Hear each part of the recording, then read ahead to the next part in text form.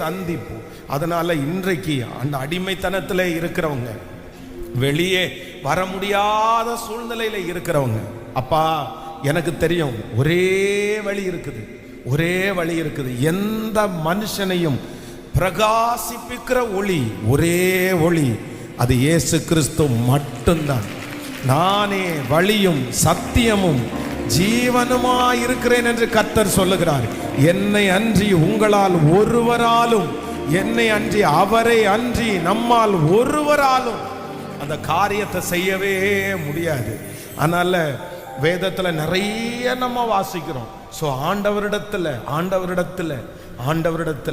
திமிர்றதுனால, திணறதுனால, ஒப்பு கொடுக்கறதுனால, 10 நாள் சாப்பிடாம உட்கார்ந்து இருக்கிறதுனால, 4 நாள் உபவாசம் இருக்கிறதுனால, 2 மாசம் அந்த பக்கமே போக மாட்டேன்னு சொல்றதுனாலே அல்ல. யார் விடுதலை ஆக்கணும் அப்படின்னா